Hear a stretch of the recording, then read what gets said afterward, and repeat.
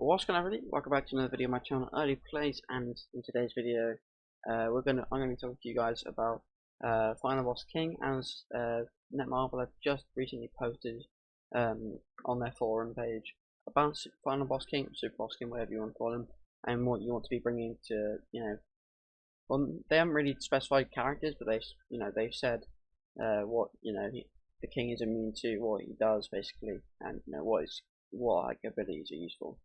So yeah, to start off with King, this is the King costume right here. It looks amazing.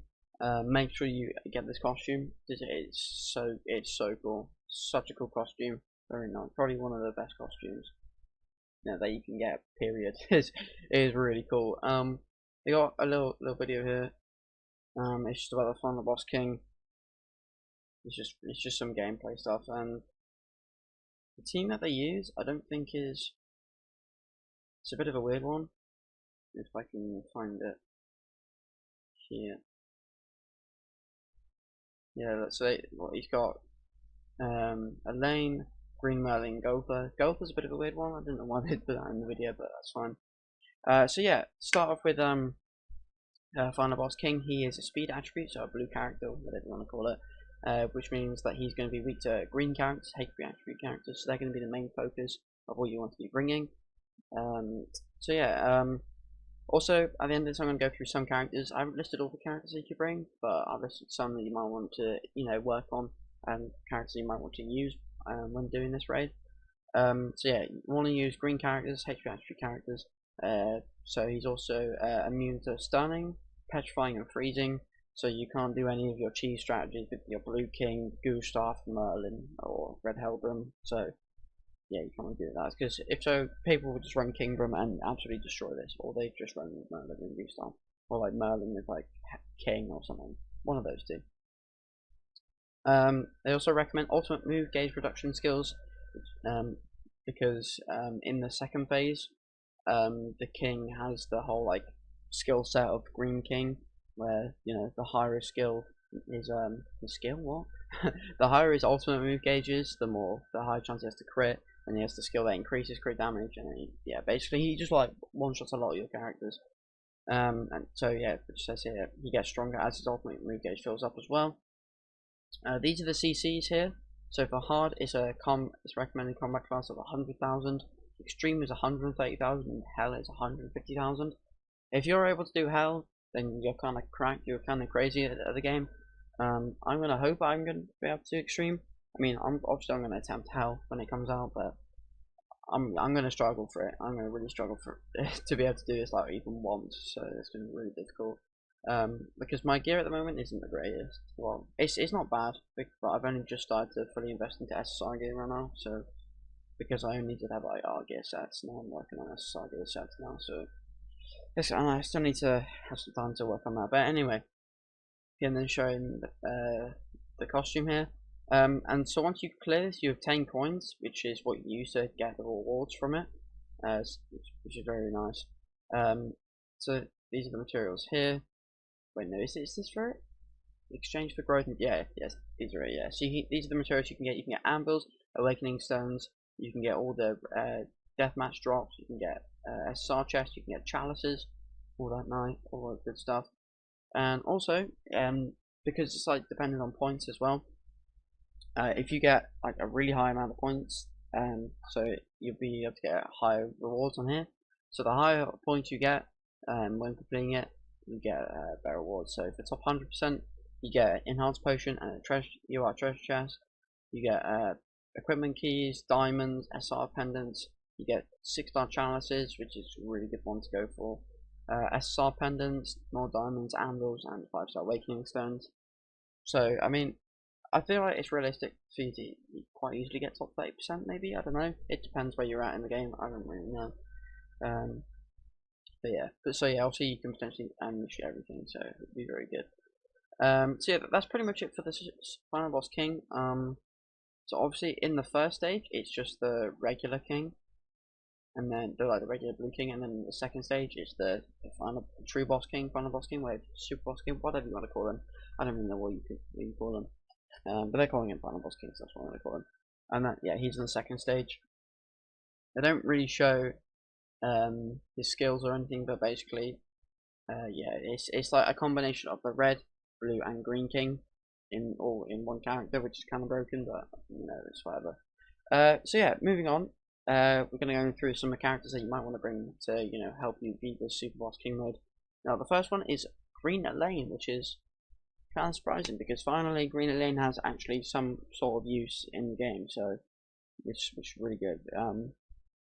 Because it's good for me because I pulled 3 Elaines when I summoned the Gopher, so you know I could have a 3/6 Elaine ready to roll.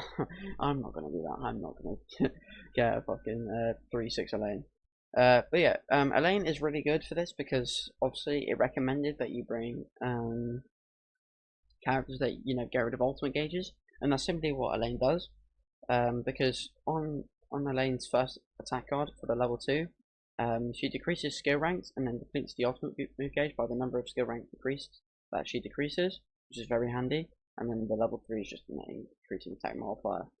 So it's very handy skill for this raid. Also, her on a level 2 and a level 3, she has an AoE card that also depletes ultimate gauge, which is very helpful. And then finally, on her ultimate, she also cancels buffs and stances on one enemy, which is good because the king does apply. Well, the king has like some things to the side, 2 other like units to the side of him which you can't kill that give him buffs. So getting rid of his buffs is going to be very helpful. But I don't think you can stun him. Did it? It didn't mention that you could stun him, right? Yeah, he's immune to stun. So yeah, so you can't. The stun part is useless, but still, getting rid of buffs and stances is very helpful. Which makes her actually a very helpful unit. She's definitely a top tier unit for the Super Boss King. And yeah, she's very helpful. So moving on to the next character, I'm going to go with Green Elizabeth here because I've mentioned Green Elizabeth as being a good character for a lot of things because she's a really good character. Because just like Elaine's ultimate, on a level 2 she removes buffs from one enemy and then cancels buffs and stances on the level 3, but that doesn't really matter. The stances bit doesn't matter because he doesn't have a stance. So removing buffs on the level 2 is very helpful, so it's going to, you know, make you take a lot less damage from that.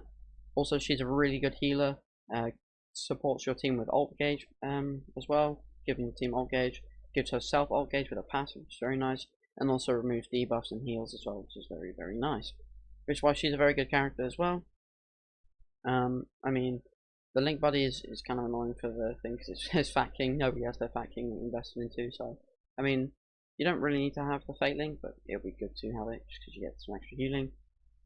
Moving on to the third character, we have Death Pierce. Now, Death Pierce is like, it's a bit of a, not really, kind of one of the worst characters you can bring to this. But I mean, he's still usable for this because, again, on his level 2, he disables buff and debuff skills for 1 to 2 turns, depending on which star card rank card you have.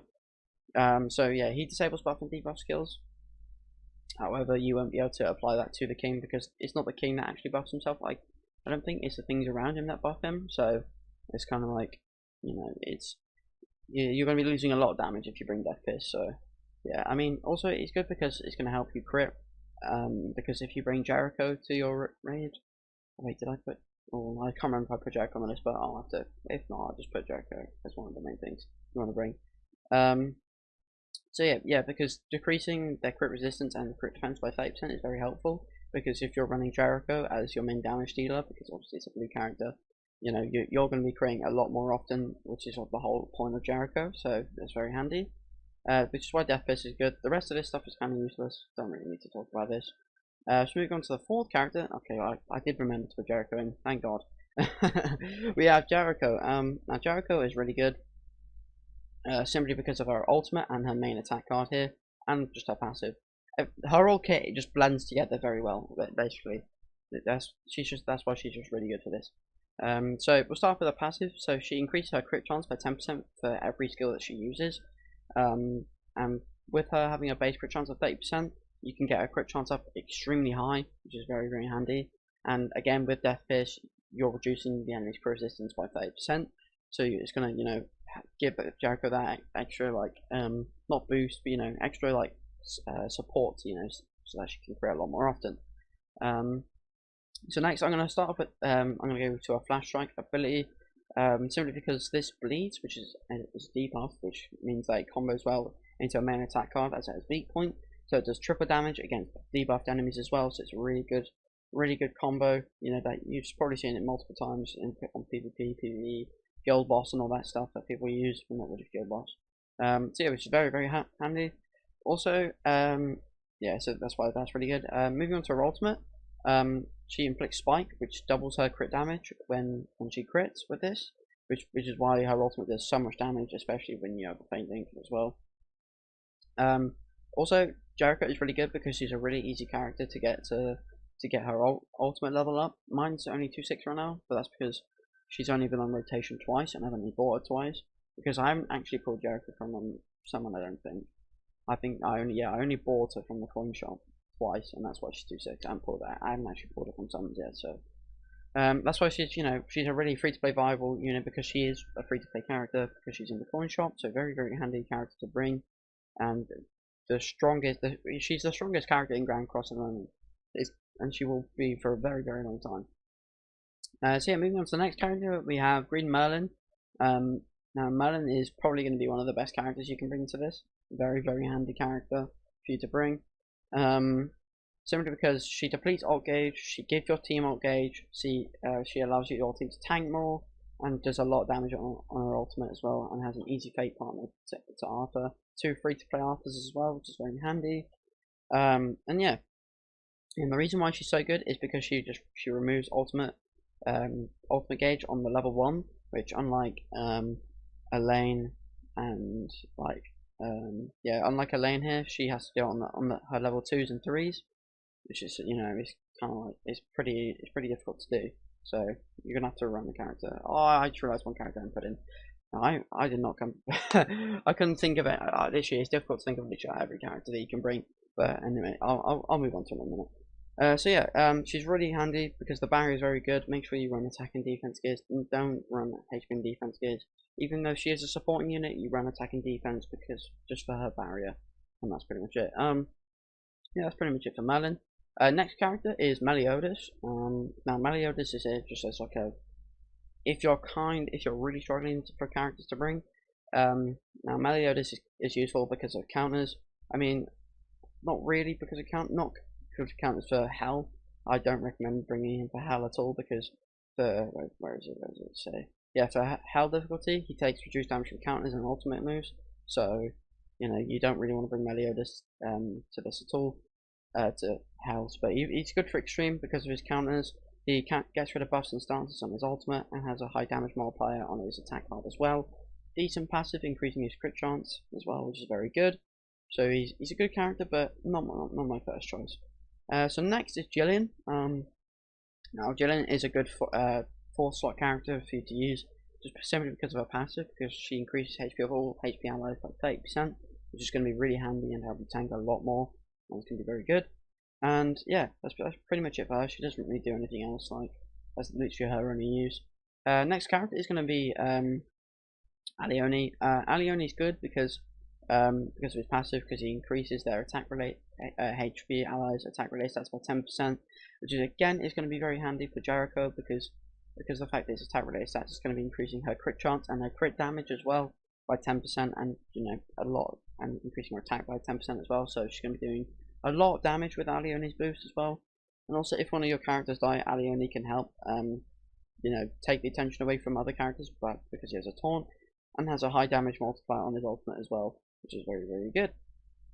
Next character is Ruin. Now we're kind of getting to a bit of a stretch here with the characters. Now Ruin is here because he removes buffs on 2 of his skills, so he's mainly going to be used for the first stage and the first stage only, pretty much, and that's why he's going to be useful. Because on his second, on his rank 2 and rank 3 card, on his attack card, gets rid of buffs and stances, which is very nice and can be very useful. You can decrease the attack of all enemies up to from 30 to 75%, which is very good. And also he has the same ultimate as Elaine and Meliodas as well, so which gets rid of buffs and stances as well. So if you really want to stretch for it, then you can. So but you could still use him maybe. I don't know. One character I can't believe I missed was Gotha. I can't believe I forgot about Gotha. Now, obviously, Gotha is going to be really good because of his passive ability, just increasing rank skills, which is just going to skyrocket your damage output by thousands of percents, basically. Because there's a massive difference between using a level 1, a level 2, and a level 3 skill. So, yeah, he is a very good character. Yeah, very good character. Nothing else is really kind of useful, except the ultimate is also very good because it depletes ultimate gauge as well. And seeing as you're not really going to be bringing a king to this raid, you can have easy fate link as well. And because seeing as most people have, the king's invested into, he's going to be a very good link buddy for Gotha, making his ultimate very useful. And now this is kind of like a situational one because it depends when they do bring out Escanor, when if it's either before or after. But Escanor here is going to be, if he does come out before Super Boss King comes out, then it's going to be really good because he's definitely going to be a character you want to bring to every team that you have. Now the reason why Escanor is good because one, he's a massive damage dealer, removes debuffs and from himself and the enemies as well, which is very good. Because it's passive, removes buffs and debuffs when his ultimate gauge is full, which is very nice, so he can't be debuffed, which is very good. He can spam ultimates very quickly because on his level 2 and 3 he increases his own ult gauge and whilst dealing a lot of damage. On his Cruel Sun card he removes buffs on level 2s and 3s and also ignites as well with a not decent, it's okay, damage multiplies, does good damage. And also his ultimate is King Crazy, 840% base multiplier without Fate Partner. I don't know if they'll release him with the Merlin Fate Partner straight away, but I mean you're going to be running Merlin in your team, so it doesn't really matter too much. So yeah, that's why Escanor is just King Crazy. He has insane CC, he has the highest stats in the game pretty much, and he's going to be very helpful. He's going to be a character that's going to allow you to clear the hell difficulty because he's giving you that massive amount of CC boost, and which is, yeah, Escanor's just King Crazy. He's going to be so good for this, especially because he has a pace rate of 80%. Oh my god, that is crazy. He's, Escanor is going to be so good for this. So yeah, that's pretty much it for the video. Now it's basically, yeah, showed you everything you need to know about Super Boss King, what you're going to get for the rewards, what you can, the costume you're going to get, what character you want to bring. Maybe I might make a follow-up video of like team concepts that you could bring. Just in case I forgot of any of the characters. I mean, you could bring characters like Red Elizabeth as well, the SR Elizabeth for healing as well, if you're struggling for that. But I don't think you need Elizabeth because you can just run Lifesteal Food and just heal off of that, which is good. I think it's good enough. So, yeah, I think I might make a follow-up video on this and create some teams that you could use for this. So yeah, thanks so much for watching. I've been Oakenface and I'll see you guys in the next video. Peace.